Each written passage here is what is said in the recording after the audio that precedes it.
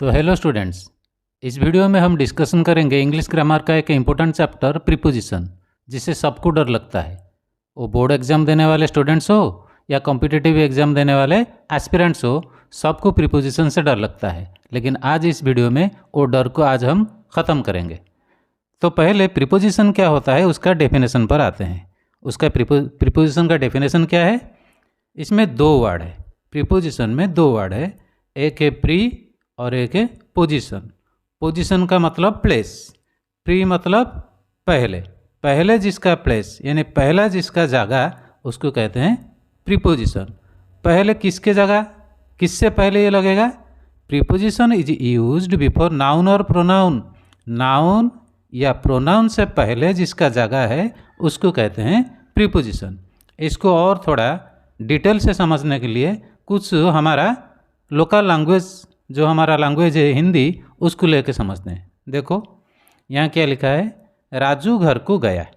इस सेंटेंस में प्रीपोजिशन कौन सा है? प्रीपोजिशन है कू, क्योंकि राजू तो सब्जेक्ट है, गया वर्ब है, घर नाउन है, तो इसमें प्रीपोजिशन है कू। तो यहाँ नाउन रहा घर और प्रीपोजिशन लगा कू, नाउन के बाद में लगा।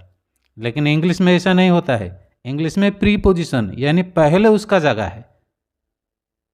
तो नाउन यहाँ क्या है? Raju went to home, noun है होम। तो प्रीपोजिशन घर के बाद जैसा कू लगा ऐसा होम के बाद नहीं लगेगा, प्रीपोजिशन पहले लगा। टू होम, यहाँ हुआ था घर कू, यहाँ हुआ टू होम। और एक एग्जाम्पल ले लेते हैं, मैं मेज के ऊपर पुस्तक रखा। तो इस सेंटेंस में नाउन कौन है? एक है मेज, दूसरा है पुस्तक, और प्रीपोजिशन क्या है? के ऊपर, ये रहा प्रीपोजिशन। ये प्रीपोजिशन किसके लिए लगा है? मेज के लिए लगा या किसके लिए लगा? किसके लिए लगा बोल दो? पुस्तक के लिए नहीं। पुस्तक के लिए अगर लगेगा तो नाउन से पहले लग गया। ऐसा हिंदी में नहीं होता, दूसरे लैंग्वेज में नहीं होता, ऐसा सिर्फ इंग्लिश में होता है। तो ये लगा है किसके लिए? मेज के लिए लगा है।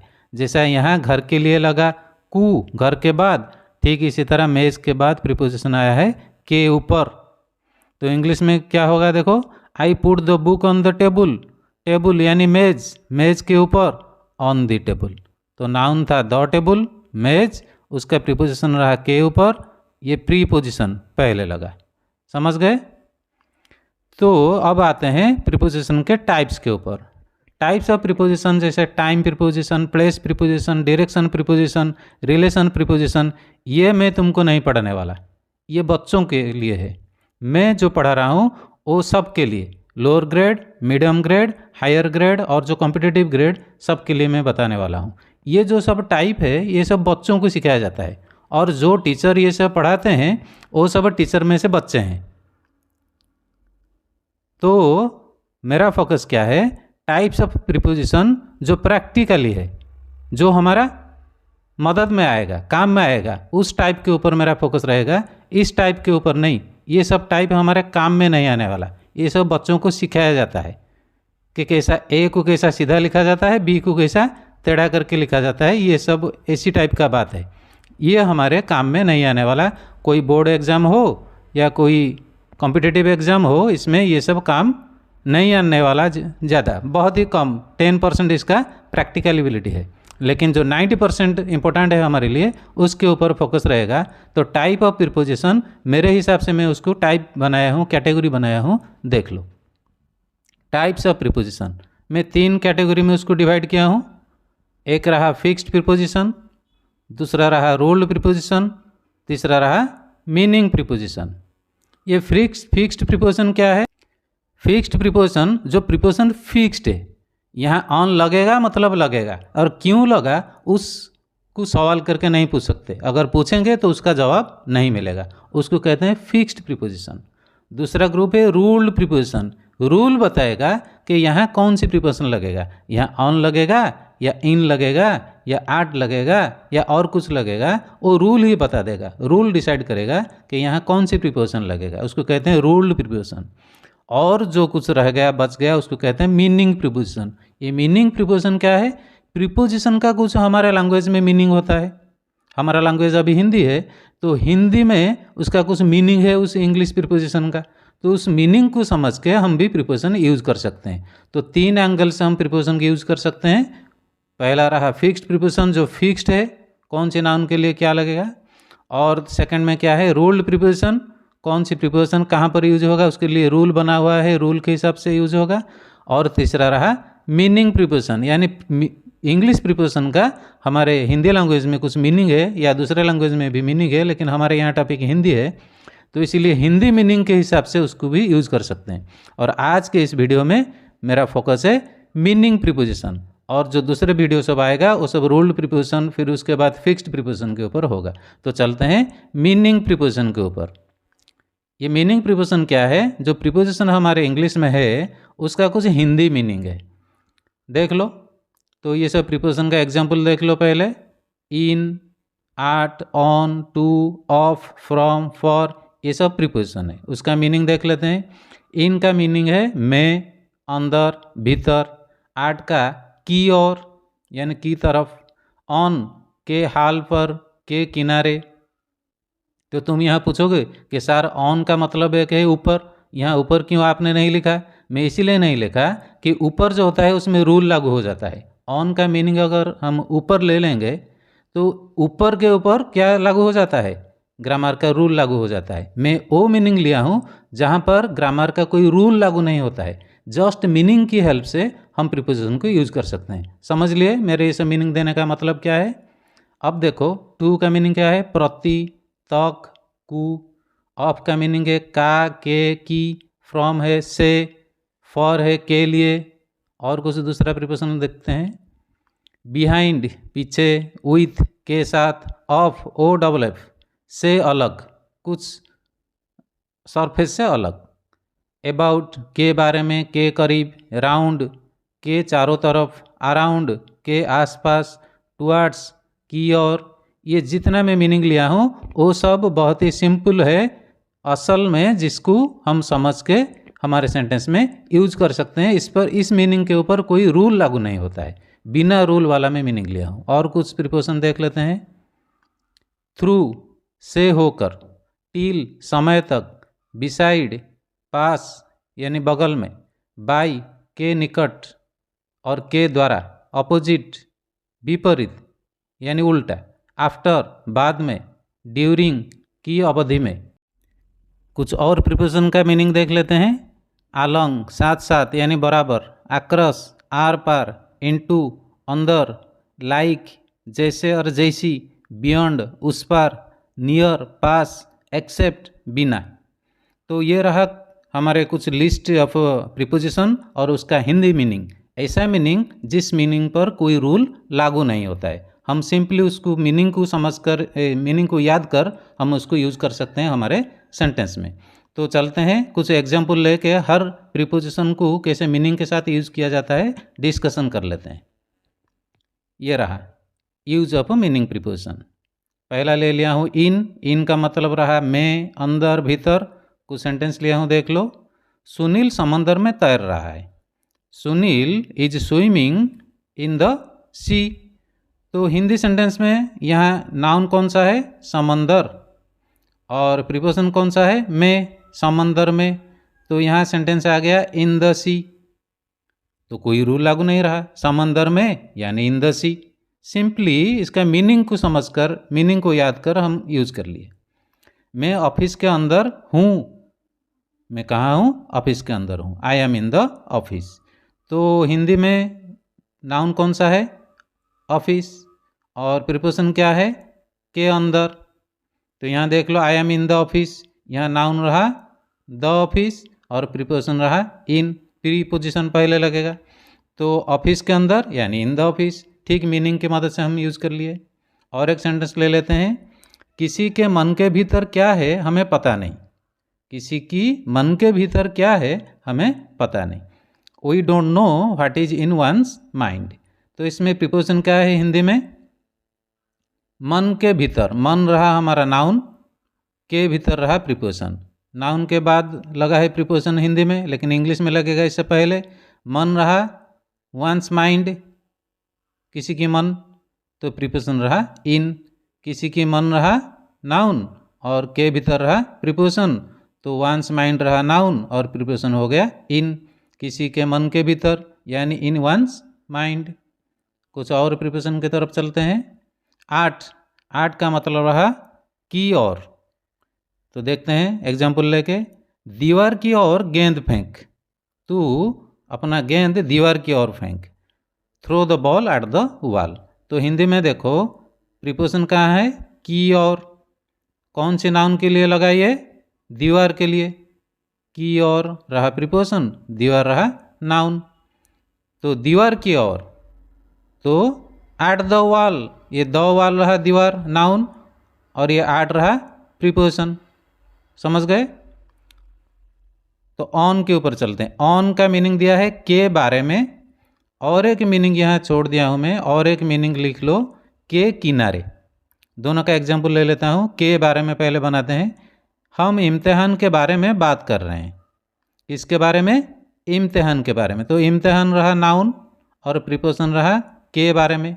नाउन के बाद आया हिंदी में, लेकिन इंग्लिश में आएगा इससे पहले। इम्तिहान कौन है इंग्लिश, एग्जामिनेशन। और के बारे में रहा ऑन, तो ऑन लगा इससे पहले। तो we are discussing on examination. Banaras Ganga के किनारे है, तो प्रीपोजिशन ये इसमें कौन है, के किनारे। यहाँ मैं बताया था के किनारे, यहाँ लिख लोगे। के किनारे रहा प्रीपोजिशन, किसके लिए लगा है, गंगा के लिए लगा है।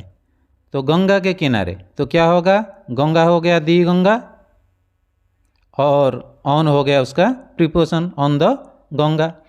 तो यहाँ तक हम क्या देख रहे हैं कि सिर्फ प्रीपोजिशन का मीनिंग को जान के हम उसको सेंटेंस में यूज़ कर लेते हैं, भूल नहीं होता है, क्योंकि यहाँ कोई रूल लागू नहीं होता है। नेक्स्ट और कुछ प्रीपोजिशन देखते हैं। टू, टू का मतलब रहा को।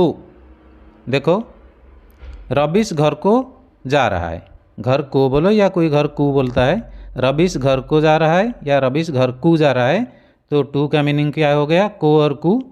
इंग्लिश में देख लो, rubbish is going to house. Hindi में क्या था, प्रीपोजिशन को यानी कु था, और नाउन क्या था, घर था। नाउन के बाद प्रीपोजिशन हिंदी में, और इंग्लिश में आ गया इससे पहले, हाउस से पहले टू लग गया, rubbish is going to house. Of की तरफ चलते हैं। का की के होता है, वो एक ही बात है, का की के एक ही बात है। एग्जाम्पल देख लेते हैं। ये साइकिल मेरे दोस्त का है, तो इस सेंटेंस में प्रीपोजिशन कहाँ है, यहाँ है का। दोस्त का बोलो या दोस्त की बोलो या दोस्त के बोलो। नाउन कौन है, मेरे दोस्त। नाउन के बाद प्रीपोजिशन हिंदी में, और इंग्लिश में आ जाएगा प्रीपोजिशन यानी पहले। तो मेरे दोस्त रहा नाउन, माई फ्रेंड, प्रीपोजिशन आ गया ऑफ। जस्ट मीनिंग को देख के, मीनिंग को जान के हम सेंटेंस बना लेते हैं, भूल नहीं होता है, क्योंकि इसमें रूल लागू नहीं होता है। और कुछ एग्जाम्पल देखते हैं। फ्रॉम, फ्रॉम का मीनिंग है से। एग्जाम्पल देख लेते हैं। मैं ऑफिस से आ रहा हूँ, I am coming from office. तो हिंदी में देखो यहाँ प्रीपोजिशन कौन है, से, और कौन से नाउन के लिए लगा, ऑफिस के लिए।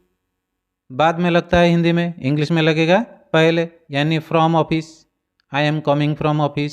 बिल्कुल भूल नहीं, बराबर है, ठीक है। फॉर प्रीपोजिशन देखते हैं। फॉर का मीनिंग है के लिए, और एक एग्जाम्पल देखते हैं। ये तेरे लिए, ये तेरे लिए। तो लिए रहा प्रीपोजिशन और नाउन रहा तेरे, तेरे लिए। इंग्लिश में उलट जाएगा, देखो तेरे लिए, फॉर यू, यू रहा तेरे, लिए रहा फॉर, तो for you, this is for you. और कुछ एग्जाम्पल की तरफ चलते हैं। बिहाइंड, बिहाइंड के प्रीपोजिशन है जिसका हिंदी मीनिंग है पीछे।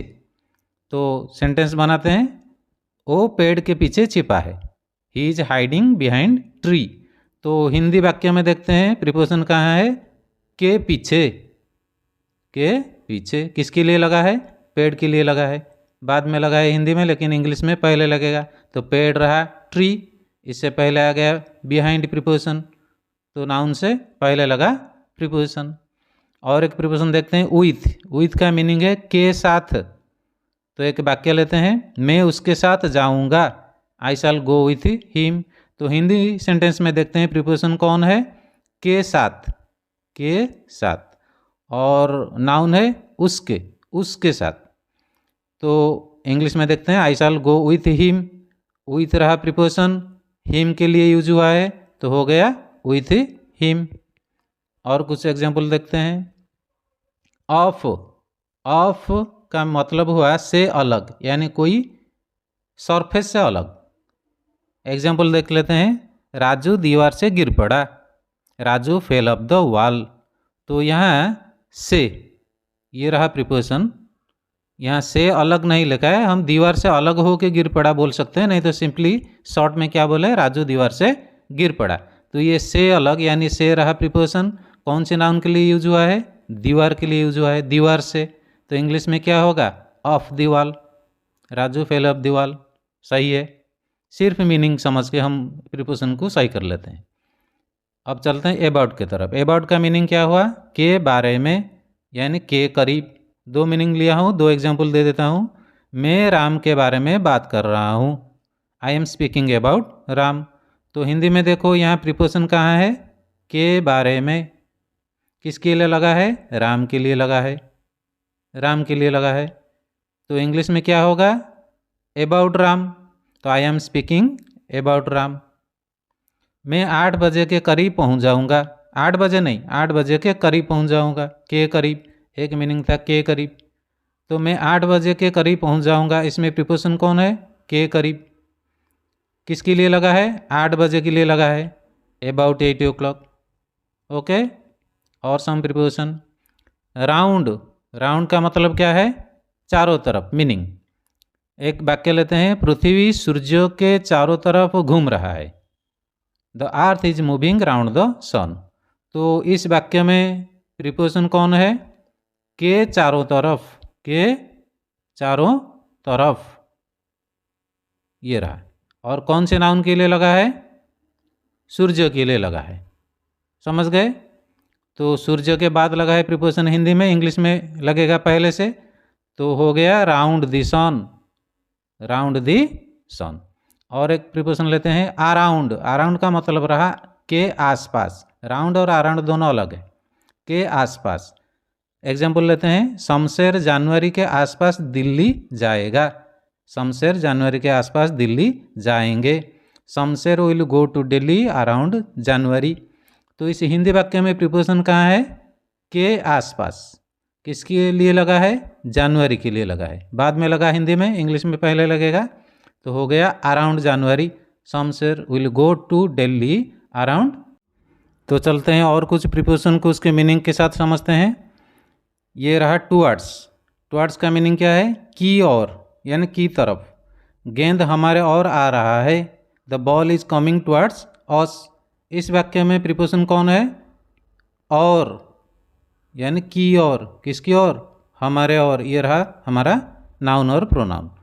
तो इंग्लिश में देखो, हमारे ओर, towards us, the ball is coming towards us, हमारे अस, और आ रहा है, यानी कि और आ रहा है टुवर्ड्स। नेक्स्ट देखते हैं थ्रू। थ्रू का मतलब से होकर गुजरना। तो एग्जाम्पल देखो, गंगा उत्तराखंड से होकर गुजरता है, the Ganga flows through Uttarakhand. तो हिंदी वाक्य में प्रीपोजिशन कहाँ है, से होकर, किसके लिए लगा है, उत्तराखंड के लिए लगा है। तो उत्तराखंड से होकर, उत्तराखंड के बाद लगा प्रीपोजिशन, लेकिन इंग्लिश में पहले लगेगा, through Uttarakhand, the Ganga flows through Uttarakhand. तो प्रीपोजिशन का हिंदी मीनिंग समझकर हम कितनी आसान से सेंटेंस बना लेते हैं, भूल भी नहीं होता है और भूल भी नहीं होगा। तो तुम्हारा काम है ये सब प्रीपोजिशन को याद रखना है। टील, टील का मतलब रहा समय तक, मैं तेरा शाम तक इंतज़ार करूँगा, आई shall wait you till evening. तो हिंदी वाक्य में प्रीपोजिशन कहाँ है, तक, ये रहा तक, किसके लिए लगा है, शाम के लिए लगा है। तो शाम तक यानी till evening, I shall wait you till evening. Beside, beside का मतलब क्या है, पास में यानी बगल में, एक ही बात है। एक ही एग्जाम्पल लेते हैं, ओ मेरे पास में बैठा है, यानी ओ मेरे बगल में बैठा है। इसमें प्रीपोजिशन कौन है, पास में यानी बगल में, किसके लिए लगा है, मेरे लिए, नाउन प्रोनाउन जो है उसके लिए लगा है। तो हो गया beside me, he is sitting beside me. By, by के मतलब क्या हुआ, के निकट और के द्वारा। इसका दो मीनिंग दिया हूँ, तो दो एग्जाम्पल लेंगे। ओ मेरे निकट बैठा है, he is sitting beside me. तो इस वाक्य में प्रीपोजिशन कहाँ है? के निकट, निकट, निकट है प्रीपोजिशन। किसके लिए लगा है? मेरे के लिए, ये प्रोनाउन के लिए लगा है। तो इंग्लिश क्या हो जाएगा? Beside me, he is sitting beside me. दूसरा मीनिंग था के द्वारा, तो उसका एक एग्जाम्पल लेते हैं। ये मंदिर रविंद्र के द्वारा बनाया गया है। This temple is build by Ravindra. तो इस वाक्य में प्रीपोजिशन कहाँ है? के द्वारा। किसके लिए लगा है? रविंद्र के लिए लगा है। इंग्लिश में उलट हो जाएगा, क्या हो जाएगा? रविंद्र के द्वारा, by Ravindra. This temple is build by Ravindra. Opposite, इसका मतलब क्या हुआ? विपरीत। एग्जाम्पल देते हैं, राम गोपाल के विपरीत बैठा है। इसमें प्रीपोजिशन कौन है? विपरीत। ये रहा विपरीत प्रीपोजिशन। किसके लिए लगा है? गोपाल के लगा है, गोपाल के विपरीत। तो गोपाल के विपरीत, opposite Gopal. Ram is sitting opposite Gopal. Next, after, इसका मतलब है बाद में। एग्जाम्पल देते हैं, राम के बाद गोपाल आएगा। Gopal will come after Ram. तो इस वाक्य में प्रीपोजिशन कौन है? बाद में, यानी बाद में तो नहीं लिखा है, राम के बाद में गोपाल आएगा ऐसा मैं नहीं लिखा हूँ, ऐसा हम शॉर्ट में बोलते हैं, राम के बाद गोपाल आएगा। किसके लिए यूज हुआ है? राम के लिए यूज हुआ है। तो गोपाल विल कम आफ्टर, तो Gopal will come after Ram, after Ram हो गया, राम के बाद। नेक्स्ट चलते हैं, ड्यूरिंग, दौरान, यानी के अवधि में। एग्जाम्पल देते हैं, रात के दौरान आग लगा। रात के दौरान आग लगा। The fire broke out during night. तो हिंदी वाक्य में प्रीपोजिशन कहाँ है? दौरान। देख लिया दौरान कहाँ है? यहाँ है। किसके लिए लगा है? रात के लिए लगा है। ये रहा नाउन, रात के दौरान। तो ड्यूरिंग नाइट हो गया। The fire broke out during night. दूसरा एग्जाम्पल, दूसरा मीनिंग के लिए, के अवधि में। इस हफ्ते के अवधि में, इस हफ्ते की अवधि में मैं तुमको मिलूँगा। आई शैल सी यू ड्यूरिंग दिस वीक। तो इस वाक्य में प्रीपोजिशन कहाँ है? प्रीपोजिशन है की अवधि में। यहाँ देख लो, ये रहा प्रीपोजिशन। किसके लिए लगा है नाउन? इस हफ्ता। इस हफ्ता का इंग्लिश क्या है? This week. और प्रीपोजिशन रहा ड्यूरिंग दिस वीक। हो गया, समझ लिए? नेक्स्ट, बिफोर, एक प्रीपोजिशन है जिसका हिंदी मीनिंग है इससे पहले, और एक मीनिंग है पूर्व समय। दो मीनिंग लिया हूँ, दो सेंटेंस भी दे देता हूँ। साहिल पहुँचने से पहले मैं पहुँच जाऊँगा। आई शैल रीच बिफोर साहिल रीचेस। तो हिंदी वाक्य में प्रीपोजिशन कहाँ है? से पहले। ये रहा, से पहले। किसके लिए लगा है? साहिल पहुँचने के लिए लगा है। यहाँ नाउन है साहिल पहुँचना। समझ गए?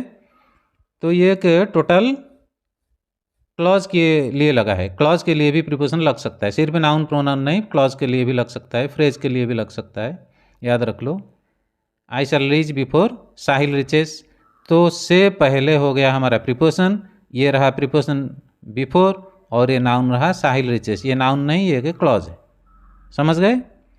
नेक्स्ट, बस 10 बजे की पूर्व समय पर पहुंच गया। बस यानी गाड़ी जिसमें हम सफ़र करते हैं, 10 बजे की पूर्व समय पर पहुंच गया। वो 10 बजे पहुंचने वाला था, उससे पहले पूर्व समय में पहुंच गया। तो इसमें प्रीपोजिशन कौन है? पूर्व समय। किसके लिए लगा है? 10 बजे के लिए लगा है। तो 10 बजे के पूर्व समय, 10 बजे के पूर्व समय, बिफोर 10 o'clock। आक्रॉस, आर पार। इस मीनिंग को लेके एक वाक्य देख लेते हैं। कागज की आर पार एक गार खींच। Draw a line across the paper. तो हिंदी वाक्य में प्रीपोजिशन कहाँ है? आर पार। देख लिया, किसके लिए लगा है? कागज के लिए लगा है, कागज के आर पार। तो आर पार रहा अक्रॉस, कागज रहा paper, across the paper. Noun से पहले आ गया हमारा प्रीपोजिशन, और मीनिंग के हिसाब से सेंटेंस सही है। नेक्स्ट देखते हैं, आलंग। आलंग का मीनिंग है साथ साथ और बराबर। एग्जाम्पल देख लेते हैं, रास्ते के बराबर बहुत सारे दुकानें हैं। There are a lot of shops along the street. इस वाक्य में हमारा प्रीपोजिशन कहाँ है? बराबर। किसके बराबर? रास्ते के बराबर।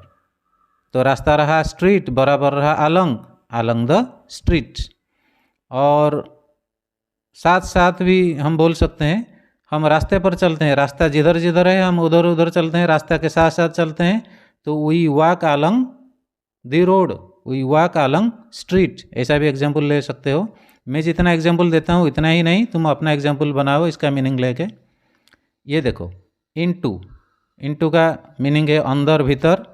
सेंटेंस देखते हैं, वो घर के अंदर गया है, he went into the house. इस वाक्य में प्रीपोजिशन कहाँ है?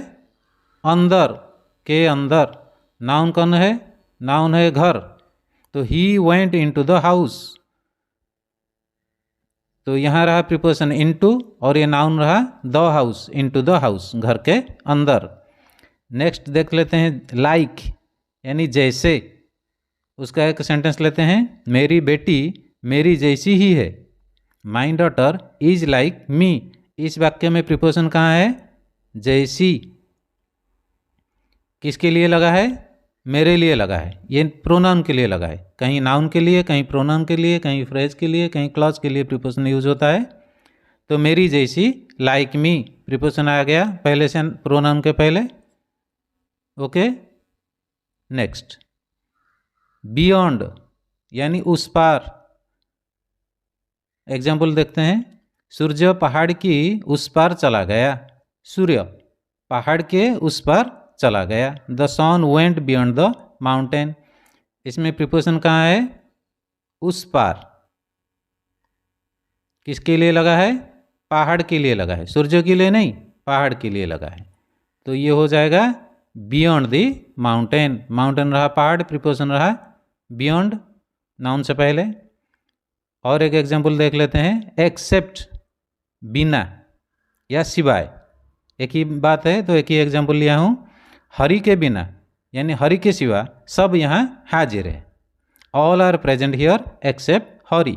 इस सेंटेंस में प्रीपोजिशन कहाँ है? बिना और सिवाय। किसके लिए लगा है? हरि के लिए लगा है, यानी हरि से पहले प्रीपोजिशन आ जाएगा। हरि यहाँ है, उससे पहले आ गया preposition all are present here except Hari. तो यहाँ तक मेरा बताने का मतलब क्या रहा? इस वीडियो में हम देखे मीनिंग प्रीपोजिशन का यूज। कुछ प्रीपोजिशन का मीनिंग अगर हम सही से याद कर लेंगे, किसी दूसरे मीनिंग को याद नहीं करेंगे, दूसरा मीनिंग को याद करेंगे तो जैसा मैं ऑन का मीनिंग ऊपर समझाया उसमें रूल लागू हो जाता है, ऐसी हालत हो जाएगा। कोई दूसरा मीनिंग याद नहीं रखना, जितना मीनिंग मैं अभी इसमें दिया हूँ इस वीडियो में, उसी मीनिंग को नोट करके याद कर लेना और अपने सेंटेंस में आराम से ईजीली कन्फर्म होके यूज़ करना, सब कुछ सेंटेंस सही आएगा। और नेक्स्ट वीडियो जब आएगा उसमें रूल प्रीपोजिशन समझाऊंगा कि रूल कैसा बता रहा है, कौन सी प्रीपोजिशन कहाँ यूज़ करना है।